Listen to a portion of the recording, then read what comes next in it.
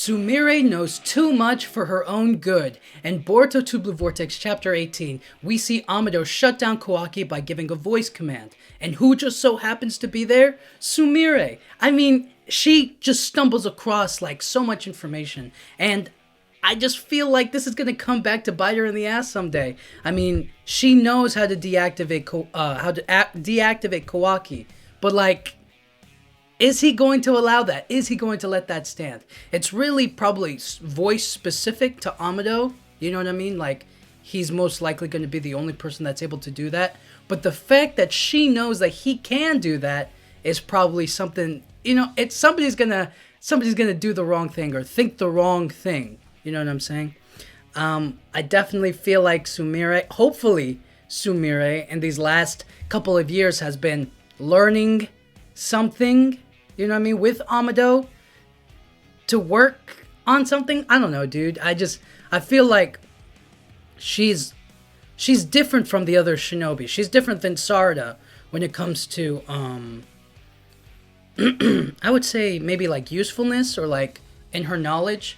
Like, Sarada's greatest strength is her Sharingan, like her lineage, you know what I mean? Being able to have so many physical, you know what I mean? So much ninjutsu at her disposal to kind of fight and kind of like combat enemies. Whereas Sumire is more of like a, I guess, intellectual. She waits and she sees, you know what I mean? She's not the kind of character that is the first one to jump, and she's not at the front line is my basic understanding, but she's like the shinobi intelligence, and Sarada's on the front line of the war. You know what I mean? It's two different sides of it. She has to gain the information and learn and kind of observe and take in and figure out the best course of action, whereas Sarada's more of like I can act, let me go jump straight into the line of fire with my strength. You know what I mean? Very, very much like Naruto in that aspect. And Sumire is more of a let's wait and see. Let me make sure I have all the facts, all the information, kind of a feeling to it. You know what I mean? So I definitely feel like Sumire, she's just learning so much, and she knows too much, and she's very valuable because she's unaffected by Ada's omnipotence. She knows a lot about Amado. She knows that Kawaki can be shut down just like the other cyborgs.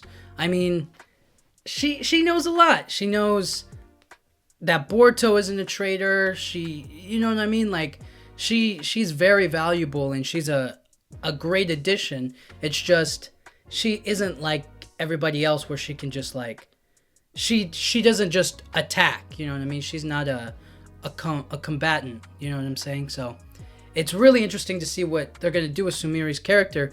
And I also feel like because she's so she watches and learns so much, she could be